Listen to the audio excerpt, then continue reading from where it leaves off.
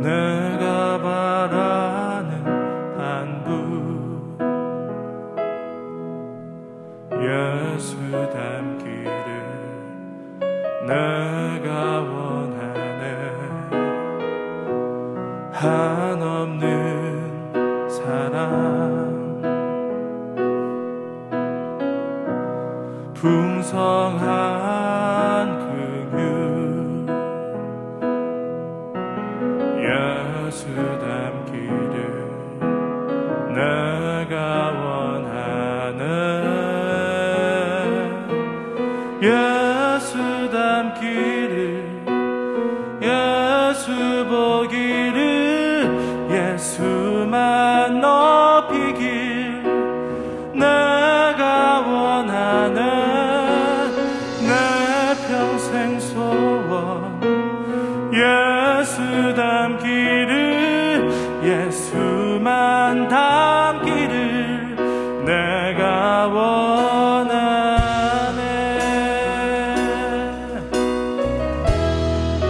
온유하시고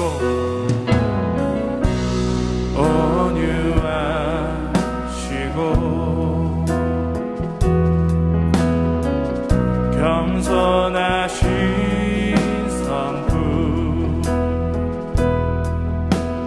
예수 닮기를 내가 원하네.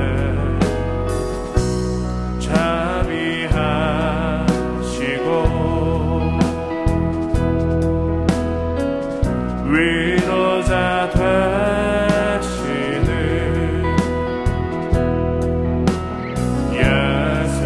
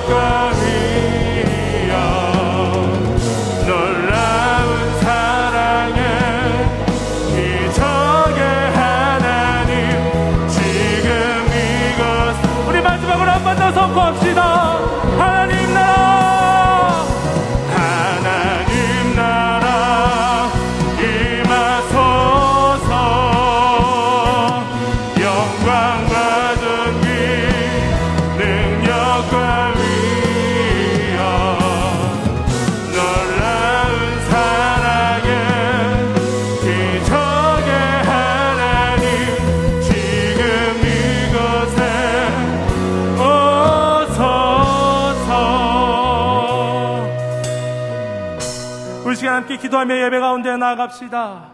하나님, 이 시간 우리가 주님 앞에 나왔습니다. 주님을 더욱 닮기 원하는 마음으로 이제는 우리 옛사람을 버리고 주님 닮은 새 사람을 입기 위하여 이 어렵고 곤고한 시간 가운데 주님 앞에 나왔습니다. 아버지, 이 시간 우리의 마음 가운데 그리고 이 자리 가운데 하나님 나라를 임하게 하여 주셔서 아버지, 우리의 모든 옛사람이 벗어지고 이 시간 예수 그리스도의 온전한 제자로 거듭날 수 있는 귀한 은혜의 시간, 십자가만 바라보고 따라가는 귀한 역사하심의 시간 될 수 있도록 주의 이 시간 우리가 함께하여 주옵소서. 이 시간 나의 마음 가운데 찾아가서 일하여 주옵소서. 이 시간 함께 기도하며 예배 가운데로 나아가도록 하겠습니다. 함께 기도합니다. 주여, 아버지, 이 시간 우리 가운데 임재하여 주옵소서. 이 시간 우리 가운데 다가와 주옵소서. 우리의 마음을 활짝 열고 주님을 맞이합니다. 주여, 예수 닮지 못했던 우리의 모습들, 우리의 옛사람의 시간 벗어버리고 하나님 앞에 온전한 새 사람의 길을 간절히 소망합니다. 지난 한 주도 학교와 학원 등에서 코로나 감염 확산으로 불안한 생활 속에서도 6월의 은혜로 지켜주시고 오늘 하나님께 나와 예배드릴 수 있게 하심을 감사드립니다. 지난 한 주 동안 하나님께서 기뻐하시지 않는 우리의 모습들을 용서하여 주시옵소서. 우리는 그 말씀을 마음에 새겨 하나님께서 기뻐 받으시는 참된 예배, 하나님을 최고로 높여드리는 예배가 되게 하여 주시옵소서. 어렵고 힘든 상황에도 그 말씀 붙들고 바로 세워가는 승리하는 삶을 살게 하여 주시옵소서. 거룩한 예배를 사모하는 청소년부 친구들이 믿음의 거목이 되어 세상을 변화시키는 주역들이 다 되게 하여 주시옵소서. 우리 대형교회를 축복해 주셔서 울산을 성시화하고 시대를 감당하는 교회로 세워주심을 감사드립니다. 목자 되시는 좋은 담임 목사님, 건강하게 주신 사명 잘 감당하시고 사역에 집중할 수 있도록 지켜주시옵소서. 하나님을 기업으로 받은 목사님들과 다음 세대를 사명으로 받은 선생님들, 비전의 은혜를 꿈꾸는 친구들이 혼탁한 세상 속에서도 분별력 있는 삶을 살 수 있도록 은혜 위에 은혜를 더하여 주시옵소서. 복의 근원 되시는 예수님의 이름으로 기도드립니다. 아멘.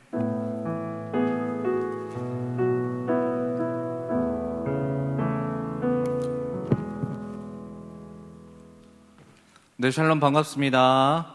네, 예배에 나오신 여러분들 환영하고요. 또 우리 온라인으로 예배드리는 모든 친구들과 선생님들 또 예배 가운데 큰 은혜 받으시기를 축복합니다. 오늘 우리에게 주신 하나님의 말씀은 고린도전서 2장의 말씀입니다. 고린도전서 2장 1절에서 5절의 말씀을 우리 한 목소리로 함께 읽도록 하겠습니다. 형제들아, 내가 너희에게 나아가 하나님의 증거를 전할 때에 말과 지혜의 아름다운 것으로 하지 아니하였나니 내가 너희 중에서 예수 그리스도와 그의 십자가에 못 박히신 것 외에는 아무것도 알지 아니하기로 작정하였음이라. 내가 너희 가운데 거할 때에 약하며 두려워하며 심히 떨었노라.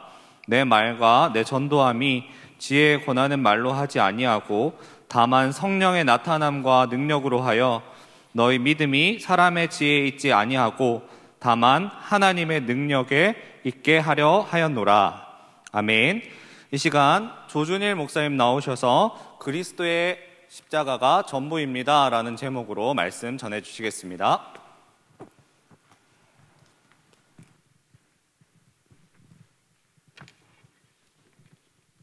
네, 안녕하세요. 아니야, 코로나가 많이 나왔다고 해가지고 여러분 이렇게 대면대면하게 이렇게 인사하면 안 돼요. 안녕하세요. 활기차게 허리 펴고 고개 들고, 중등부 허리 펴세요. 고개 들고. 여러분 항상 여러분 어떤 상황 속에서 평안할 수 있어요. 아멘. 아멘. 최근 들어서 그 앞에서 제가 이렇게 설교를 할 때마다 항상 다른 분을 위해서 기도를 하시더라고요, 설교자. 최근 들어서 계속 그래요. 제가 설교할 때마다 한 번도 기도를 받아본 적이 없어요. 예, 그 말인즉 누가 서든 간에 어느 이름으로 서든 간에 예수 그리스도가 전부이기 때문입니다. 예, 뭐 상관없어요. 괜찮아요. 그죠? 여러분 오늘 말씀 중에 저희가 아니라 교역자가 아니라 예수 그리스도를 알아가는 시간이었으면 좋겠습니다. 아멘. 예, 여러분 살다 보니까 세상을 살수록 참 대단한 사람은 많은 것 같아요. 여러분의 시야로 보는 것보다 더 크게 세월을 살아가면 진짜 대단하다는 사람들은 많아지거든요. 늘 주변에 저보다 뛰어난 사람은 있어요. 꼭 있어요. 모든 부분에 저보다 뛰어난 사람, 잘하는 사람은 꼭 있어요. 축구를 한참 열심히 했던 때 축구 잘하는 사람, 저보다 축구 잘하는 사람 꼭 있고, 너는 말을 너무 잘해 이런 말을 들을 때도 저보다 말 잘하는 사람은 꼭 있고, 저보다 똑똑한 사람 꼭 있고, 저보다 부자인 사람 꼭 있고, 저보다 공부를 잘하는 사람은 너무너무 많아요. 그럼 그렇지 않아요? 그죠? 어디를 가든지 있어요. 그래서 사실 주눅 들려면 얼마든지 주눅 들 수 있는 세상이고, 힘들면 얼마든지 힘들 수 있는 세상이 지금의 세상이죠. 살아가기가 만만치가 않은 게 세상이에요. 그런데 여러분, 세상에서 예수 그리스도를 알지 못한 채 사람이 똑똑해질수록, 그리스도가 없는 사람이 돈이 많아질수록 그 악함의 강도도 세질 수 있다는 것을 혹시 여러분은 아세요? 예수 그리스도를 만나지 못한 자가 더욱더 똑똑해지고 더욱더 명예가 높을수록, 권력이 있을수록 그 악함도 더 커질 수 있는 위험이 있습니다. 여러분 잘 아시는 아돌프 히틀러, 독일 나치 정권을 만들어서 전체주의의 대표적인 정치인이었죠. 유대인과 소수민족, 유대인만 해도 무려 600만 명, 울산을 한 6개 정도는 그냥 완전 없애버린 아주 극악무도한 정치인으로 유명하죠. 아돌프 히틀러. 여러분 아시죠? 하이 히틀러 이렇게 하는 거. 최고의 연설가였어요. 최고의 연설가. 얼마나 치밀하고 똑똑한 전략가였는지요.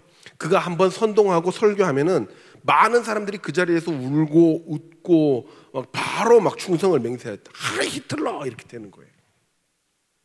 그런데 예수를 몰랐던 그의 열매는 세계에서 수많은 전쟁을 일으키게 되고 수백만 명의 무고한 생명을 앗아간 결과를 낳게 됩니다. 또 다른 천재적인 청년이 있었습니다. 사회의 가난한 계층들을 어떻게 하면 잘 먹여 살릴 수 있을까라는 꿈을 꾼 그는 많은 철학자들과의 논쟁과 연구 속에서 자신의 꿈을 이룰 거대한 아주 뛰어난 이론 하나를 만들어냅니다. 사상을 하나 만들어내죠. 이 이론대로 세상이 움직인다면 그야말로 성경 속 천국이 되지 않을까 싶을 정도의 가슴을 뛰게 하는, 모든 사람들의 가슴을 뛰게 하는 이론이었어요. 모두가 열심히 일을 하고 모두가 차별이 없으며 모두가 똑같이 잘 사는 나라로, 모두가 행복한 나라로 만들 수 있다고 그 청년은 이 이론에 대해서 자부하고 이 이론을 이루어야 된다, 이 사상을 이루어야 된다라고 주위 사람들을 선동했습니다. 그는 최초로 공산주의 개념을 만들어낸 칼 마르크스였습니다. 그의 이 공산주의 사상은 수많은 나라를 공산화하기 위해 숱한 전쟁을 일으키게 되고, 공산주의를 이루기 위해 가장 적이 되는 종교, 그들이 생각했을 때 모든 평등한 세상을 만들기 위해, 근로자들이 주인이 되는 세상을 만들기 위해, 노동가들이 주인이 되는 세상을 만들기 위해, 가난한 자들이 주인이 되는 세상을 만들기 위해, 전복시키기 위해, 나라와 체제를 전복시키기 위해 가장 적이 되는 적대적 단체가 어디였느냐? 바로 기독교였고, 그들은 기독교를 무너뜨리기 위해 수많은 기독교인들을 탄압하는 사상적 근거가 됩니다. 그게 공산주의죠. 특별히 우리나라도 1950년 6월 25일 이 사상에 고취된 김일성이라는 한 청년에 의해 소련의 지도자 스탈린의 지원으로 남북이 3년 동안 끔찍한 전쟁을 치르게 되고, 아직도 그 전쟁의 상흔에서 벗어나지를 못해서 나라가 두 쪽이 나게 돼 있는 직접적인 피해를 겪게 되지요. 칼 마르크스, 그는 예수를 모르는 천재였습니다. 중국에 한 인물이 있었어요. 가장 위대한 공산주의 혁명가로 평가를 받았고, 군사적 정권 정치에는 타고난 천재라는 소리를 들었던 중국 정치가가 있습니다. 1949년부터 수많은 사람들을 학대하고 죽였던 마오쩌둥이라는 사람입니다. 6.25 전쟁이 일어날 때 스탈린과 북한을 지원해서 결국 우리나라가 둘로 갈라지게 만든 아주 혁혁한 공을 세운 장본인이죠. 얼마나 정치적 수완에 타고난 전략가였는지 중국 역사상 가장 타고난 독재자라는 소리를 듣습니다.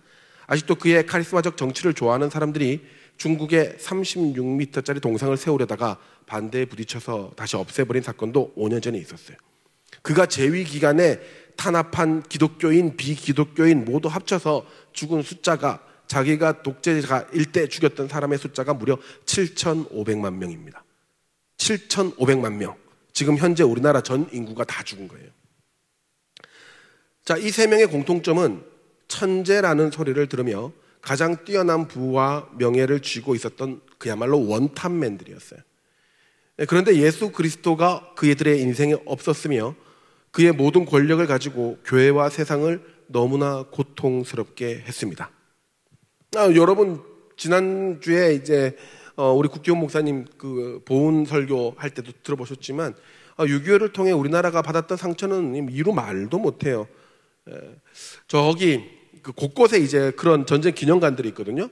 그 중에 제일 괜찮은 게 이제 용산에 저기 서울에 있는 그 전쟁 기념관하고 그 다음에 괜찮은 데가 어디냐면 저 칠곡에 있어요. 칠곡에 호국평화 기념관이라고 있는데 저기 가면 진짜 잘 해놨어요. 나중에 여러분들 저희랑 갈 수가 있는데 진짜 저렇게 막 전쟁 시설 그대로 해놓고 막 탱크도 있고요. 막 좋아요. 예. 제가 일부러 답사를 갔다 왔어요. 왜냐하면 저 7월 말이나 8월 초쯤에 여러분들하고 한번 가려고 제가 답사를 다녔어요. 왜 가려고 하냐? 그건 이제 광고가 나갈 거예요. 저희들 수련회 그 전에 이제 조별로 해서 소그룹으로 우리 목사님들과 함께하는 세계관 여행이라고 저희들 기획하고 있거든요. 여러분 그거 선착순 될 것 같아요. 어쨌든 한 2주 정도 진행이 될 것 같은데 하루의 여행이거든요. 1박 안 하고 여러분 정말 이 순발력으로 그 자리를 쟁취할 수 있습니다. 여러분 목사님들과 함께 아주 소그룹으로 여행을 같이 가는 거예요. 얼마나 재밌을까요? 정말 재밌지 않을까요? 목사님과 함께 탱크를 보고 총을 잡고 목사님과 함께 선교 박물관을 다니면서 얼마나 재밌을까요? 그렇죠. 아쉽지만 목사님을 선택할 수 있는 권한은 없습니다. 날짜는 선택할 수 있지만 아무튼 이따 광고할 때 잘 들으시고요. 오늘부터 한 2주간 모집을 하니까요. 여러분 신청해 주시고 같이 가면 좋겠습니다. 어쨌든 막 탱크도 있고 막 하고 이거 칠곡 기념관이 있어요. 근데 그 기념관에 갔을 때 제가 진짜 한 모형을 봤는데 북한군의 모형이었어요. 너무 마음이 아픈 거예요. 이 마을 보는데 처음에는 적군의 모형이다 이렇게 해서 딱 봤는데 그걸 자세히 보는데 설명하고 자세히 보는데 너무 마음이 아픈 거예요. 이제 칠곡에서 마지막 그 고지전을 할 때 칠곡 앞에 있는 외관에서 고지전을 할 때 유엔군이 이렇게 밀고 들어올 때 한국군과 유엔군이 밀고 들어올 때 저 나이가 보통 한 16세, 14세, 15세, 16세 한 딱 여러분들 청소년들 나이거든요. 전부 다가 웬만하면 저렇게 앞에서 소총사하는 애들은 그런 애들이 총을 쏘다가 도망을 가지 못하게 자기 편인데 이렇게 쇠고랑을 채워가지고 말뚝을 박아놨어요. 죽을 때까지 쏘라는 거죠. 죽을 때까지. 여러분 이렇게 메인 인생이 이게 어디서 출발했냐면 아까 다 그 천재들에게서 나온 사상에서 시작된 열매예요. 마르크스주의, 스탈린, 마오쩌둥으로부터 시작된 이 공산주의가부터 시작된 전쟁이에요. 그 열매가 그렇다고요. 예수 그리스도가 없으면 저는 저걸 보면서 마음이 너무 메이는 거예요. 왜냐하면 저 나이대들이 전부 다 17세, 16세 막 이렇거든요. 여러분이냐 여러분. 너 민섭이 너가 북한에 태어났으면 쇠고랑 차고 저기서 총 쏘고 있었다니까. 그렇잖아요. 근데 뭐 때문에? 예수가 없는 천재들이 만들어낸 사상 때문에 저렇게 됐다고 생각하니까 예수 그리스도를 알지 못하는 천재가 된 사상가들 그들의 말 한마디에 저렇게 됐다고 생각을 하니까 너무 마음이 아픈 거예요. 근데 한편으로는 또 영적으로 해석하면 그거예요. 예수 그리스도를 모르면 분명히 어디든지 쇠고랑이 차일 수밖에 없어요. 여러분 그렇지 않아요? 예수 그리스도를 모르면 우리 인생은 그 모든 고난을 해결하기 위해서 어떤 고난 가운데서도 그 고난 가운데 매일 수밖에 없는 인생이 되는 거예요. 여러분 예수님을 모르는 사람들의 인생을 보세요. 죽음에서 자유로운 사람이 있나요? 없어요. 좀 가난해졌다고 해서 그것이 내 인생의 전부인 양 막 자살하고 관계가 너무 힘들어진 사람들, 또 사람에 너무 의지하는 사람들, 부와 명예가 전부인 줄 알고 그것만 쫓아가는 사람들, 다 어딘가에 매여서 쇠고랑 차고 있는 사람들이에요. 결국 이들은 사람의 인생을, 예수 그리스도가 없는 이들은 사람의 인생을 사망 가운데 메어버린 거죠. 예수 그리스도가 없는 자들의 뛰어난 생각과 천재성은 사람을 죽음에 매이게 하는 겁니다. 그런 생각을 해봐요. 그들이 예수 그리스도를 알았다면, 아니면 차라리 그들이 예수 그리스도를 몰라도 잘나지만 않았다면 세상은 그들로 인해서 이렇게 고통스럽게 환난을 겪었을까요? 여러분, 우리는 때로 진짜 인생에 중요한 것이 무엇인지 착각하고 있을 때가 굉장히 많습니다. 내가 지금 무엇을 가장 중요하게 생각하느냐, 그것을 알아보려면 나는 지금 어디에 돈을 가장 많이 투자하고 어디에 시간을 가장 많이 투자하고 있느냐를 보면 됩니다.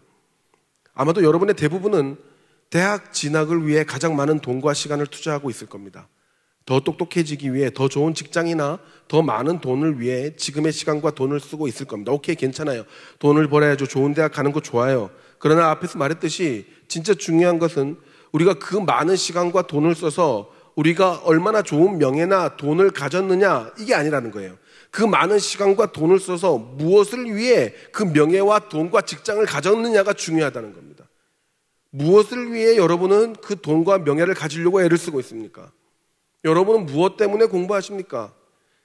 만약 거기에 예수 그리스도의 마음이 없다면, 예수 그리스도가 없으면 죄송하지만 여러분은 많이 공부할수록 더 위험해질 수 있습니다.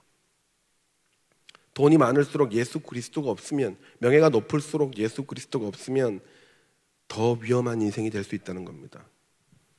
오늘 우리가 읽은 고린도전서의 배경이 되는 고린도라는 도시가 그랬습니다. 고린도는 무역의 중심지였지요. 사람들이 얼마나 많이 모였는지 모릅니다. 전 세계에서 각계각층의 민족들이 모였어요. 지금으로 따지면 80만 명 정도가 모였다고 합니다. 고대 중동 국가에 80만 명이라면 그 어마어마한 숫자거든요.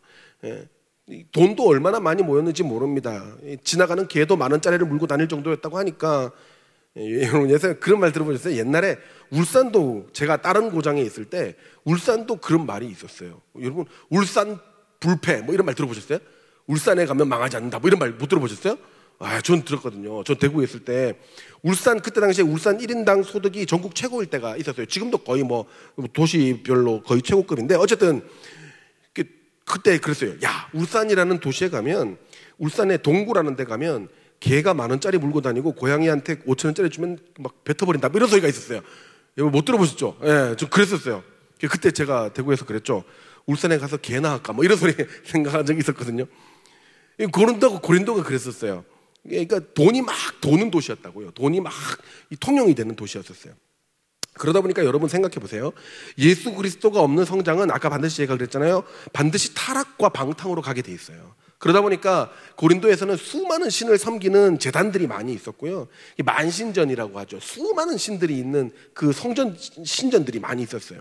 그래서 해마다 신을 기념하는 행사들이 얼마나 많은 돈을 써가면서 기념이 됐는지 모릅니다.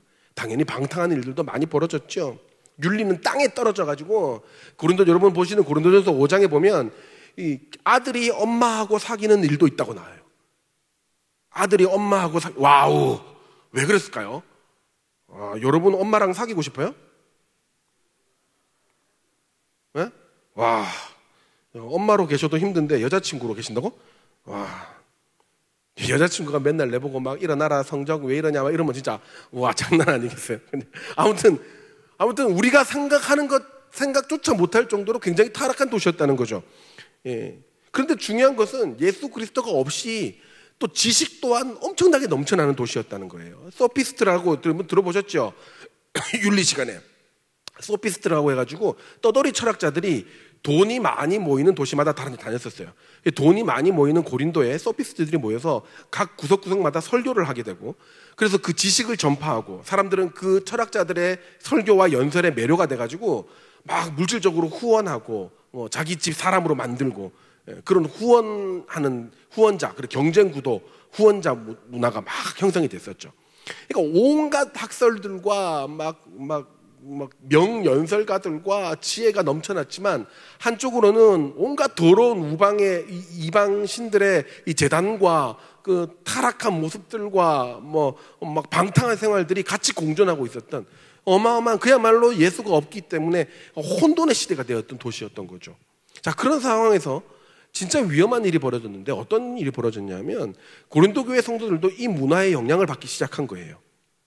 이 사람들이 처음 바울에게 들었던 복음의 핵심을 잃어버리고 고린도 도시의 문화를 받아들이고 그 문화대로 살아가기로 결정을 하는 거죠. 그러니까 고린도전서 1장부터 읽어보면 계속 고린도 사람들이 능력은 뛰어나고 돈은 많으나 너희들이 자꾸 싸운다, 이런 얘기가 나와요. 분쟁하고 있다는 거죠. 교회가 갈라지고 또 분파가 막 일어나요. 그 소리를 듣고 바울이 에베소에서 편지를 씁니다. 진짜 교회의 진리가 무엇이며 핵심이 무엇인지, 너희가 무엇만을 생각하고 무엇만이 드러나는 인생을 살아야 되는지, 어디에 목적을 두고 너희들은 생활을 해야 되는지를 쓰는 거예요. 그 목적과 그 전부가 뭐냐? 오늘 본문에 의하면 바로 예수 그리스도의 십자가라는 겁니다. 바울이 그랬던 거예요. 교회에서 제일 중요한 거는 십자가야. 교회에서 다른 게 중요한 게 아니야. 너희가 살아가는 데 있어서 다른 게 중요한 게 아니야. 오직 교회는, 오직 너희의 삶은 예수 그리스도의 십자가가 전부야 라고 오늘 본문에서 이야기를 하는 겁니다. 자, 2장 1절을 볼까요? 2장 1절과 2절 우리 다 같이 크게 한번 읽어보겠습니다. 형제들아, 내가 너희에게 나아가 하나님의 증거를 전할 때 말과 지혜의 아름다운 것으로 아니하였나니 내가 너희 중에서 예수 그리스도와 그의 십자가에 못 박히신 것 외에는 아무것도 알지 아니하기로 하였음이라. 아멘. 여러분, 바울은 당대 최고의 지식인이었어요. 지금 우리로 따지면 어떤 목사님이 이렇게 그 지위에 대해서 이야기를 하던데, 신학자가 지금 우리로 따지면 고등학교 최고의 명문 고등학교를 졸업하고 우리나라에서 서울대를 수석으로 졸업하고 미국 하버드 대학교 가고 하버드를 또 수석으로 졸업한 사람, 그쯤, 그 중에서도 수석 한 사람, 그쯤이라고 보면 돼요. 그리고 신분은요, 금수저 중에 금수저였어요. 유대인 중에 유대인이었고요. 거기다가 로마 시민권자였어요. 아무도 함부로 못 죽여요. 로마 황제의 칙서가 있어야 죽일 수 있는 사람. 그러니까 그야말로 삐까뻔쩍한 인생이 될 수 있는 사람이었어요. 그러니까 그게 무슨 말이냐 하면, 여러분, 바울이 그 엘리트였고 원탑맨 중에 원탑맨이었다는 거예요. 그러니까 얼마든지 로마 시민권자로서 또 엘리트로서 사람들에게 그 지위를 이용해서 전도를 할 수 있었다는 겁니다. 그 명예로 사람들에게 권고할 수 있었다는 거예요. 우리 형제들 아직 군대 안 가봐서 모르겠지만 군대 여러분 한 고3들은 이제 1년 있으면 가겠죠? 6개월 있으면 갈라나? 어쨌든 1년 있으면 갈 거예요. 1년 안에 여러분 군대 갈 텐데, 군대 가면 알 거예요. 저 군대 갔을 때 대대장이 2번 바뀌었는데, 대대장이 어떤 종교를 가지고 오느냐에 따라서 교회가 부흥하느냐 절이 부흥하느냐가 달라져요. 신기하죠? 그때 그랬었어요. 정말 독실한 대대장, 기독교인 대대장님 오시면 그 대대장 이하 모든 간부들은 그 다음에 주일날 성도가 돼 있어요. 대대장님 주변에 포진해가지고 앉아있어요. 그러다가 중간에 제가 상병 때 한번 바뀌었는데 불교에 이분이 첫 종교활동을 가셨거든요. 이야, 불교가 엄청 부흥했어요. 다 같이 그 앞에 가서 절하고 있어요. 그게 무슨 말이에요? 내 명예냐 내 권력이나 내 지위로서 전도를 할 수 있다 없다? 있다는 거예요. 있다는 거예요. 여러분, 나중에 대학원생이 돼보세요. 여러분, 지도교수가 야, 우리 교회 한 번만 가자 그러면 안 가고 되나? 간다는가요? 내 지위로 전도할 수 있고 내 명예로 전도할 수 있다는 거예요. 여러분, 만약에 누가 여러분 친구들 중에 전도 진짜 안 되는 친구한테 내 이번 주에 10만 원 줄게, 이번에 우리 교회 한번 안 올래? 이러면 그 친구 올까 안 올까? 올까 안 올까? 오지, 당연히. 그 안 오는 친구 있을까? 없어요. 근데 여러분, 만약에 여러분 수중에 막 수백억이 있다 치자. 그럼 여러분 몇 명을 전도할 수 있겠어요? 여러분 전도왕 될걸? 전도왕? 일주일에 한 명씩 전도해갖고 1년에 52명 전도할 수 있잖아. 10만 원씩만 주면. 여러분 껌값이거든. 여러분 수백억 있으면. 그 은행 이자로 다 나와. 충분히 전도할 수 있잖아. 그렇지 않아요? 그러니까 전도하기 쉽다니까요. 돈 많으면 전도할 수 있고 권력 있으면 전도할 수 있다니까요. 그런데 바울이 그렇게 하지 않았다고요. 그렇게 하면 그 사람들의 주인은 돈이 되는 거예요. 그 사람들의 주인은 명예가 되는 거예요. 권력이 되는 거예요. 그래서 바울이 뭐라고 했느냐? 내가 그렇게 할 수 있지만 형제들아, 내가 하나님의 증거를 전할 때 말과 지혜의 아름다운 것으로 하지 아니하고 오직 예수 그리스도께서 너희를 위해 십자가에 못 박혀 죽으신 것 그리고 부활하신 것 말고는 내가 아무 말도 하지 않았다. 그렇게 말을 해요. 고린도라는 도시에 가서 고린도 교회를 만드는데 예수 그리스도께서 당신을 위하여 십자가에 못 박혀 죽으셨습니다. 그리고 부활하셨습니다. 이 말 외에는 내가 어느 학교를 나왔는지, 내가 돈이 얼마가 있는지, 내가 얼마나 명예로운 사람들인지에 대해서 절대 이야기하지 않았다는 거예요. 오직 그 말만 하고 지나갔다는 거예요. 여러분, 고린도 교인이 한 80명, 많으면 80명 정도 되거든요. 50명에서 80명 정도 됐어요, 고린도 교회가. 바울이 고린도에서 사역을 하면서 지나가는 사람들한테마다 안녕하세요, 저랑 상담 좀 하시죠. 로마 시민권자예요. 저하고 상담 한번 하시겠어요? 저 어떻게 좀 도와드릴 수 있을 것 같은데, 저 똑똑해요. 법률 상담 한번 받아보시겠어요? 저 엄청 좋은데 저한테 뭐 좀 저 가말리엘 후보생이에요. 문화생이에요. 저한테 과외 받으면 장난 아닐 거예요. 여러분, 그 자녀 있으면 저한테 보내주세요. 제가 못해도 인서울은 하게 해드릴게요. 이렇게 하면 전도 돼, 안 돼? 전도 된다고. 근데 바울을 그렇게 하지 않았다고요. 지나가는 사람한테마다 다른 어떤 말도 하지 아니하고 예수 그리스도께서 당신을 위하여 십자가에 못 박혀 죽으셨습니다. 다음, 예수 그리스도께서 당신을 위해 십자가에 못 박혀 죽으셨습니다. 다음, 예수 그리스도께서 당신을 위해 십자가에 못 박혀 죽으셨습니다. 이 말만 했다는 거예요. 이 말만. 다른 어떤 것도 안 하고. 그런데 몇 명이 모였다? 80명의 교인이 됐다는 거예요. 그리고 성령의 은사가 충만한 교인이 됐다는 거예요. 교회가 됐다는 거예요. 바울이 왜 그렇게 했느냐? 나의 어떠함이 그리스도의 십자가를 가리지 않게 하기 위해서 그랬다는 거예요. 오직 너희는 예수 그리스도의 십자가만 있는 교회구나, 그렇게 알게 하기 위해서 그랬다는 거예요. 그러니까 바울이 대단한 사람처럼 여겨지면 사람들이 바울을 믿을까봐, 바울의 권력과 바울의 명예를 신뢰할까봐 그 말만 하는 거예요. 예수 그리스도께서 당신을 위해 십자가에 못 박혀 죽으셨습니다. 그리고 부활하셨습니다. 여러분, 이게 먹히겠냐고요. 원래는 안 먹혀야 정상인데 먹혔다는 거예요. 고린도의 교회가 생긴 거예요. 그래서 바울이 뭐라고 했냐요? 오늘 본문에 오직 성령의 나타남과 능력이 되었다라고 얘기해요. 하나님이 하시지 않으면 그 말만 했는데 어떻게 사람이 믿겠냐는 거예요. 바울이 한 게 없다는 거예요. 그냥 십자가의 전달자였고 모든 것을 성령이 하셨다는 이야기입니다. 하나님께서 하신 거고 그냥 그 하나님을 의지한 것뿐이다라는 말입니다. 그래서 여러분들에게 이야기하는 거예요. 고린도 교인에게 이야기하는 거예요. 너희도 너희 지식과 재물의 목적을 두고 자랑하면서 살지 말고 너희 삶의 전부를 하나님께 맡겨서 살아가라. 그러면서 십자가가 전부인 인생을 살라라고 이야기하는 겁니다. 그래서 바울은 그 십자가를 전함으로 고린도 교회 사람들과 그리고 많은 자신의 제자들과 그리고 본인 스스로가 십자가만으로 살아가는 인생이 어떤 것인지 한마디로 정의해요. 그게 무엇일까? 다 같이 한번 따라할까요? 딱 한 가지예요. 십자가의 인생은 고난을 재해석하는 인생입니다. 다 같이 한번 읽어볼까요? 시작. 십자가의 인생은 고난을 재해석하는 인생입니다. 한 번 더 할까요? 시작. 십자가의 인생은 고난을 재해석하는 인생입니다. 바울은 우리의 삶이 예수 그리스도께서 십자가에 못 박히신 것만 알기를 원한다라고 합니다. 십자가는 어쩔 수 없이 고난을 담보해요. 이 말이 뭐냐 하면 어쩔 수 없이 고난이 십자가라고요.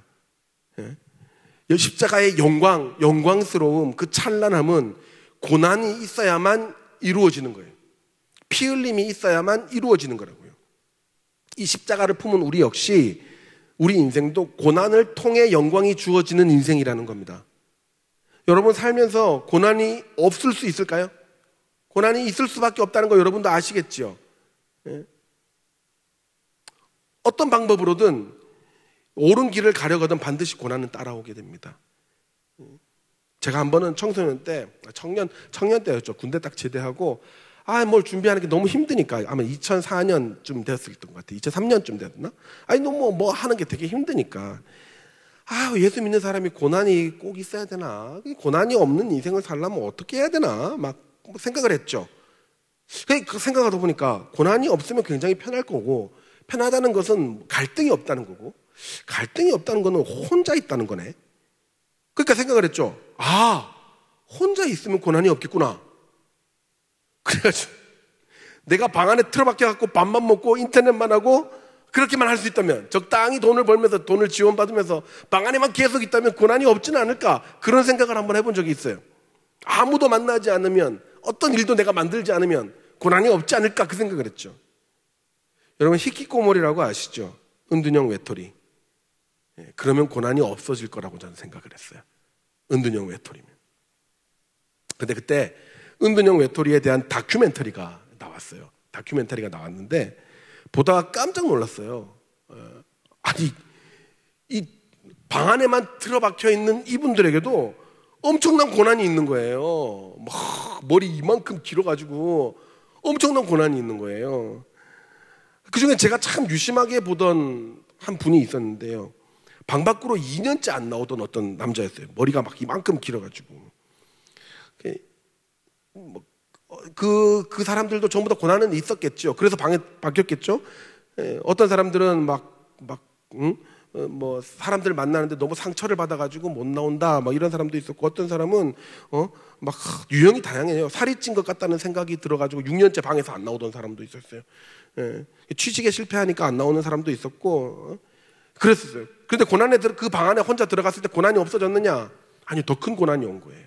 나중에 6개월 뒤에 그 투를 했는데, 재촬영을 했는데, 그 방 안에 있던 분이 생을 달리했어요. 이유가 뭐냐니까 인터넷 게임을 하다가 채팅으로 욕을 먹은 거야. 마음이 약해질 대로 약해져가지고 이제 채팅으로 욕 한번 먹는 것도 그 고난도 감수하지 못할 만큼 약한 사람이 된 거죠.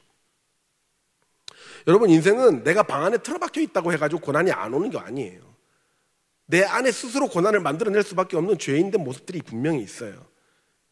예수를 믿든 믿지 않든 우리에게는 반드시 그에 맞는 고난이 옵니다. 특별히 예수를 믿는 사람에게는 베드로전서에 나오는 예수를 믿기 때문에 말씀을 지켜냄으로써 찾아오는 특별한 고난들이 더 와요. 그런데 예수 그리스도를 믿는 자에게 주어지는 특별한 삶의 축복이자 삶의 자세가 있는데, 그게 뭐냐면 고난을 해석하는 능력이에요. 나에게 고난이 닥칠 때, 나에게 힘듦이 찾아왔을 때, 내가 어려울 때, 이게 뭐지라고 해석할 수 있는 능력이에요. 바울은 그걸 알고 있었던 거예요. 십자가라는 고난을 통해 우리에게 주어진 가장 최고의 은혜는 고난 뒤에 반드시 영광이 있다는 것을 안 거예요. 바울은 예수 그리스도께서 못 박혀 죽은 후에 다시 부활하셔서 영광 가운데 승천하는 것을 봤어요. 그리고 500명의 제자들이 그것을 봤어요. 예수님이 승천하는 걸 봤어요. 그래서 그들의 삶이 바뀐 거거든요. 당시 최악으로, 진짜 최악의 사형틀이었던 이 십자가가 그 십자가의 끝에 고난 후에 오는 최상의 영광을 만들어낸 거예요. 그래서 바울은 믿는 자들은 고난이 닥쳐올 때에 이 고난 후에 반드시 더 큰 은혜와 영광이 있음을 기대하며 그 고난을 견뎌낼 힘이 생기는 거예요. 십자가가 그랬기 때문에. 그럼 믿는 자로서 고난이 올 때 구체적으로 어떻게 해야 되는가? 여러분, 한 가지만 합시다.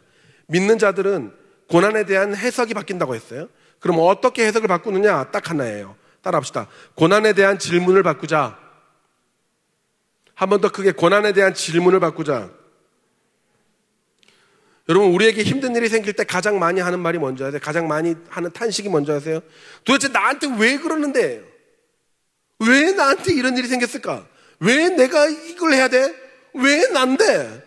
왜 그랬어야 되는데? 하나님 왜?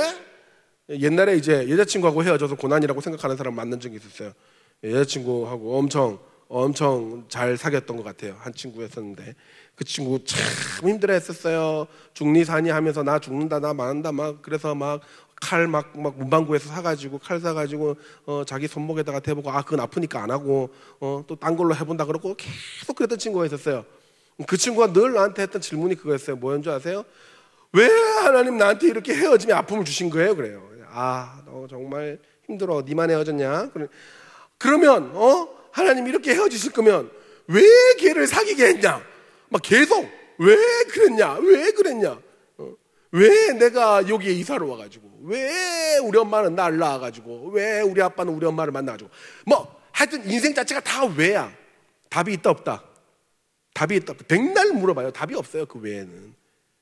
거기에 왜라고 묻는 거는 아무 의미가 없어요. 그냥 스트레스 푸는 정도? 여러분, 십자가의 고난과 영광을 아는 우리들은, 십자가 자체의 고난과 그 뒤에 영광의 오음을 반드시 알 수 있는 우리들은 질문이 바뀌어야 돼요. why가 아니라 what으로 바꿔야 돼요. 왜가 아니라 무엇이에요, 무엇? 하나님, 이 고난 가운데, 이 슬픔 가운데 하나님은 무엇을 하고 계십니까?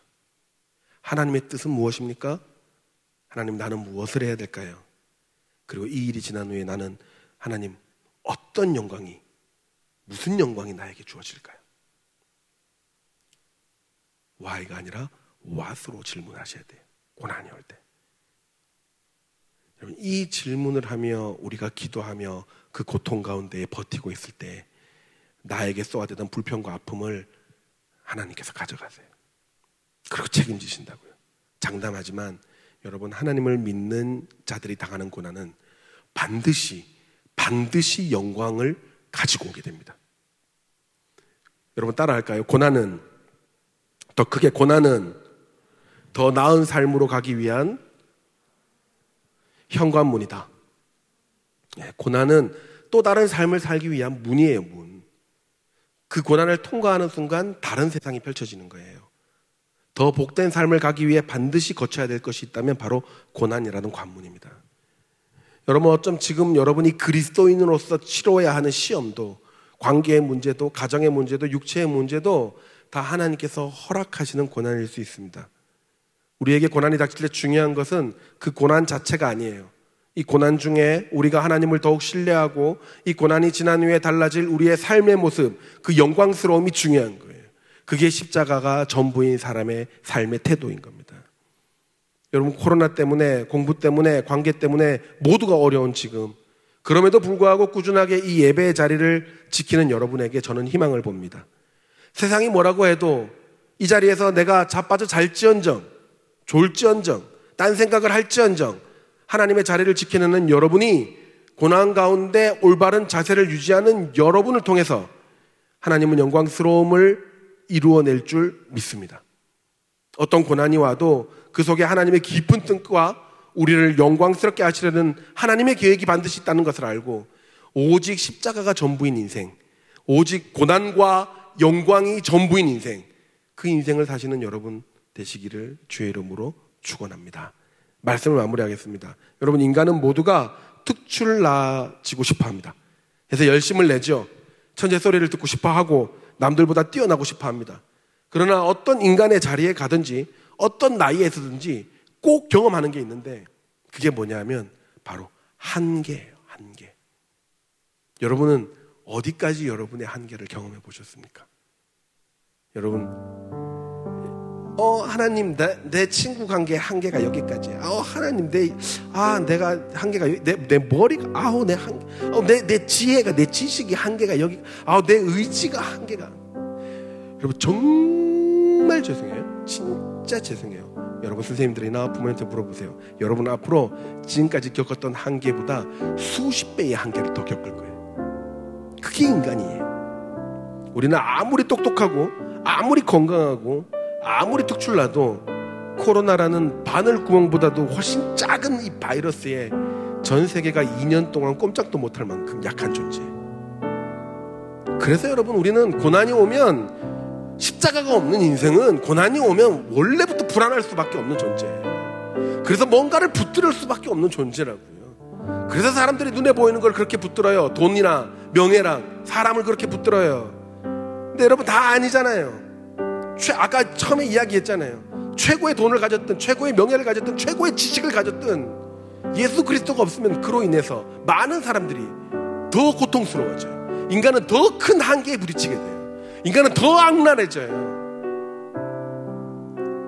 여러분, 이때 우리가 생각해야 될 것은 우리의 삶의 전부는 그 고난을 이겨내고 우리를 영광 가운데 앉히실 예수 그리스도밖에 없음을 기억하는 겁니다. 여러분, 예수 그리스도가 드러나면, 내 삶을 통해 예수 그리스도의 흔적이 드러나면, 예수 그리스도를 믿는 그 자세가 드러나면 여러분, 그 인생을 사는 거예요. 그 인생은 영광 가운데 가는 거예요. 여러분, 교회에서 사람이 전부가 아니라 예수 그리스도가 전부인 여러분 되시기 바랍니다. 학교에서 예수 그리스도가 전부인 여러분 되시기 바랍니다. 오늘 바울이 말하는 것이 그거예요. 예수 그리스도가 없으면 어떤 인생이라도 망할 수밖에 없습니다. 여러분, 예수 그리스도의 십자가만이 드러나는 여러분 인생 되길 축복합니다. 모든 문제 가운데 하나님, 나는 지금 무엇을 해야 되며 하나님 이 뒤에 올 영광은 무엇입니까? 하나님 어떤 계획이 있으십니까? 무슨 계획이 있으십니까? 라고 질문하는, 고난을 재해석하는 여러분 되시기 바랍니다.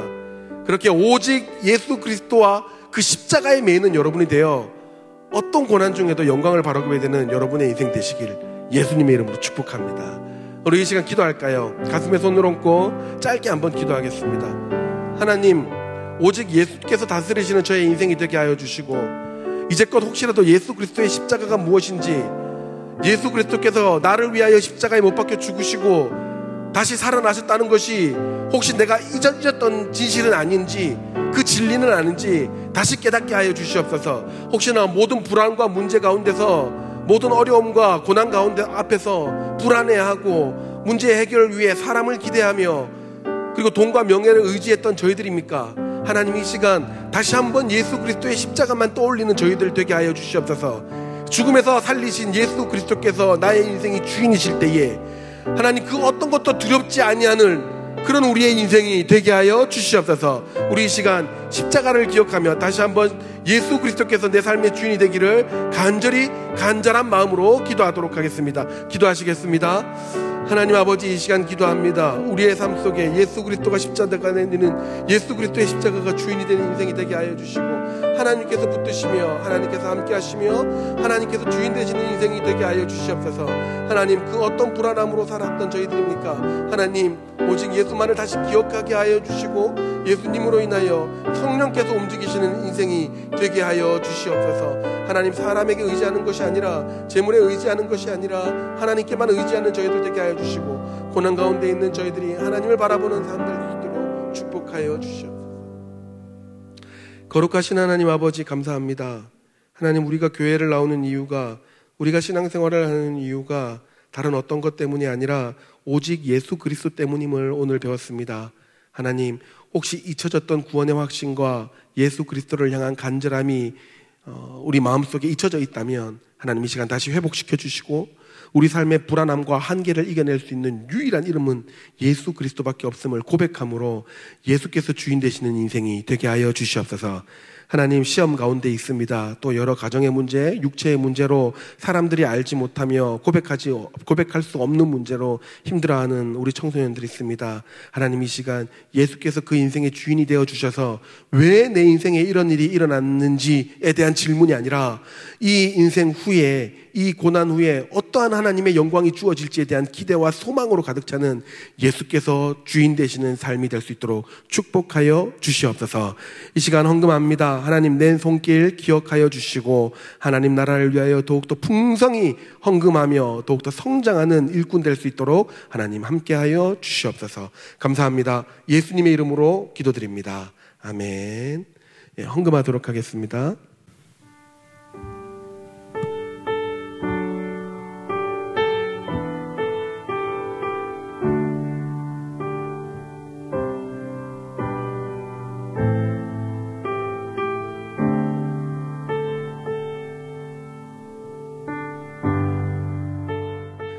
지금은 우리 주 예수 그리스도의 은혜와 하나님의 다함이 없는 사랑하심과 성령 하나님의 위로하시고 또 지켜주시고 회복시켜주시고 다시 힘을 주시는 그 은혜가 이 시간 다른 어떤 것을 의지하기보다 오직 예수 그리스도와 그 십자가의 은혜만을 구하기를 원하는 이곳에 있는 모든 영혼들의 머리 위에 지금부터 영원토록 함께 있을지어다. 아멘.